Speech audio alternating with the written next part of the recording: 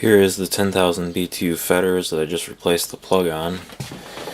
Now I'm going to replace the capacitor. The new one just arrived. It is a USA made Titan HD 25 and 7.5 microfarad capacitor.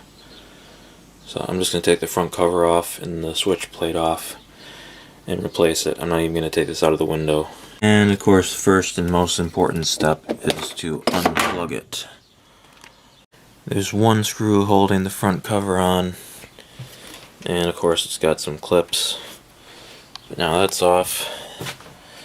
I'm going to pull these switch knobs off, this plate right here, this decorative plate, and then this back plate.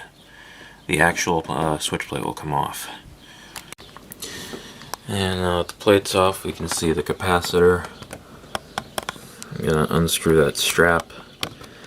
And we'll check the wire colors and hook it up to the correct terminals on the new one. I might disconnect that ground wire because that's kind of holding this plate back. I can't move it out of the way. Got the old one out. This one has feels like a plastic case. It was made in the UK. Interesting. I know that one of my 7500s also has a plastic capacitor that was made in the UK. I'm going to be replacing that one too because that's the one that wouldn't start in that heatwave video that I made. But there's a wiring diagram right there in case you forget where they go. So in this case, the fan wire is yellow, common is white and black, and then compressor is red. Got the capacitor mounted in place, so it's all good to go. Wires are all hooked up right. And I would highly recommend taking this out of the window and taking the whole case apart because this was a pain in the ass. These wires were just too short on this one for some reason to be able to do this easily. So I'm going to put it together and we'll test it out. Alright, I'm going to test it out just before I put the cover back on.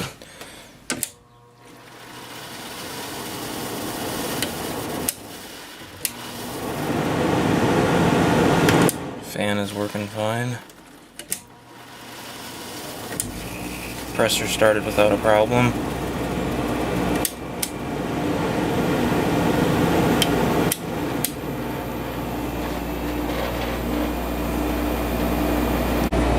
Seems to be working just fine. Let it run for a while. Now it's time to replace the capacitor in the 7500 BTU fetters. This one uses a 2510 microfarad capacitor. So that's what I got. Same brand as the one I put in the 10,000 BTU. These are made in USA. I'll begin by unscrewing the front cover, taking it off, and then I'll take the switch plate off. I did the same job on that one right there without having to take all of it apart. So hopefully I can do it on this one. For whatever reason, the wires were shorter on that 10,000 BTU. So I hope it's easier to do it on this one. Okay, cover's off, switch plate, well, at least this part of it is off. And I'm going to take this off. Screw right there, there, and there that has come out. It's pretty much the same as the 10,000 BTU. And I got the cover and the switch knobs off. Now I will unscrew this plate right here. One right there, there, and there that has to come out. And there's the capacitor. It is plastic just like the other one. And of course there's the wiring diagram if you forget where stuff goes. So I'm going to undo that strap, start disconnecting the wires. Of course, as always, make sure the air conditioner is unplugged when you're doing this. Got the old capacitor out. These two wires right here, the red and this black wire, go to hermetic.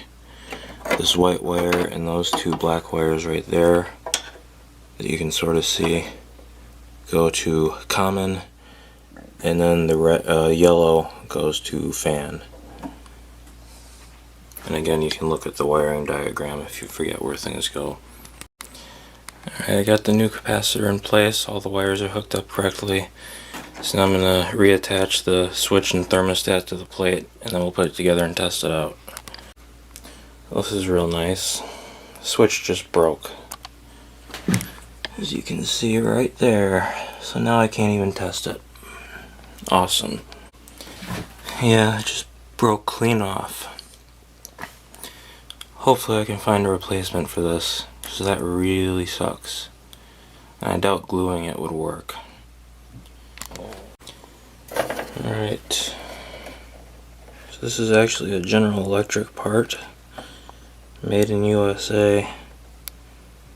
I wonder if I would be able to take this apart and fix it somehow. I don't know.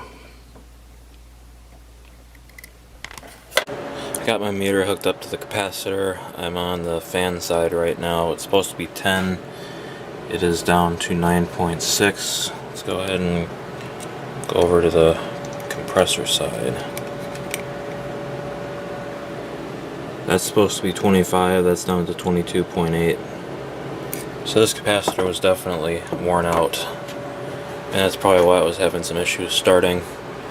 I'm sure it'll run better with the new one as well once I fix the stupid switch. Now I got the capacitor from the 10,000 BTU, and I got it on the fan side. It's supposed to be 7.5, or it's 7.4, so that's pretty close. Let's go over to the compressor side, see what that's looking like. That's supposed to be 25, that's down to 13.6. So this capacitor was bad as well. I wouldn't be surprised if this was part of the reason that plug was getting so hot. So I'm glad I replaced it. I ended up ordering another switch that's very similar to this one. It's also a GE part, and that'll be here next week. So what I plan on doing is taking the switch shaft out of the new one and putting it in this switch. Hopefully that works. If it doesn't, I have a couple other options. I have a neighbor who knows how to 3D print stuff, and if he could make me one of these on his 3D printer, that would be really cool. Kevin told me that if he has this part and he can find it, that he'd send it to me. And he also told me that it's possible to fix these with a drill press, and then you can put a screw in there. So we'll see what happens. In the meantime, I put some JB Weld plastic weld on here. I don't expect this to work at all, but I just want to see what happens. Maybe it'll work, and that'd be pretty cool if it did. This is the part that I ordered. It looks very similar on the outside, but the terminals on the back are a little different. Those right there are the same, and the one on the bottom is the same, but the one in the middle is different. But like I said, I'm just going to take the shaft out of this one and put it in that switch, which hopefully that works. It is the next day, so now we're going to test out this switch and make sure that post doesn't break off. I really hope that's secure, because, well, like I said, I'm not expecting it to work at all, but who knows, maybe it will. I'm going to put this back together. Okay, that repair did not work, and like I said, I didn't expect it to, so I just glued it back on temporarily so I can take it over to my neighbor's house and see if he can 3D print it. I am happy to say that I finally found something that actually worked for this. It is a Loctite product meant for bonding plastics. and this worked extremely well. Basically, you put this on first, it's like an activator, and then after that dries for 60 seconds, I believe is, yeah, 1 minute. Then you put this on and you push it together, hold it for a little bit, and then you just let it cure for 12 to 24 hours. I let it cure for about 24 hours just to be on the safe side, and it really worked. I have turned the knob on this switch multiple times to make sure it wouldn't break, and it is holding up just fine. So this stuff is great. I tried JB Weld plastic weld, which you would have already seen, and that failed pretty much immediately. So that definitely did not work very well for this. I think this stuff actually melts the plastic a little bit and fuses it together, so I am very happy with this result.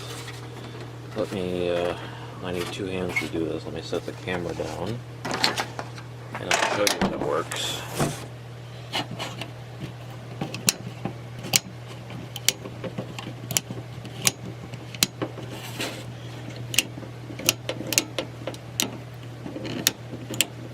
Yeah, it goes all the way around. It's nice and solid. So I'm going to take this over to that air conditioner and reinstall it, and we'll test that air conditioner out finally with its new capacitor. Alright, time to start hooking the wires back up. Hopefully this doesn't take too long because it is really hot up in this attic. I am going to have to look at the wiring diagram, because I don't remember exactly where all these wires go, but I'll figure it out. I think I got all the wires hooked up properly, so I'm going to start putting this back together and then we'll test it out. I ended up consulting that one down there. That's another 7500 BTU, just to see exactly where the wires went, because the wiring diagram was a little confusing. It wasn't set up exactly the same way as the switch. And of course I probably could have looked at the footage from earlier in the video, but I don't have that camera with me right now. I'm using a different camera. So it's plugged in, see what happens.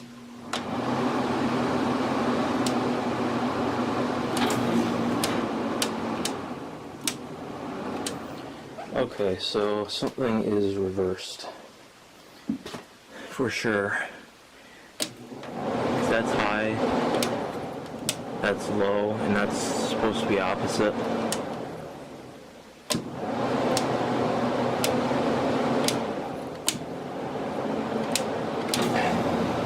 And the compressor only turns on medium. So I gotta figure this out. Okay, I just had the colors reversed, so they weren't in the order they needed to be. Now they are. Let's turn on low fan.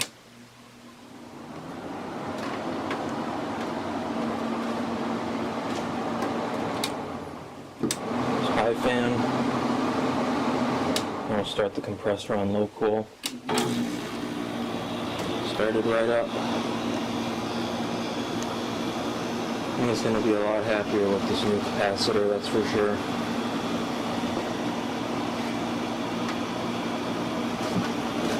Medium and high speed. Yeah, it works. I'm going to let it run for a little bit. I don't know if it's just me, but the compressor actually sounds better than it used to, in my opinion. So that's interesting. This screw is the one that holds the front cover on. There's a hole right there. I need to get a screw that's a little bigger and has a bigger head on it, because the part that the screw head rests against on this plastic cover just broke for some reason. So I gotta get a replacement screw, but that's all that's really needed at this point. Working just fine. Now it's time to cool off a little bit.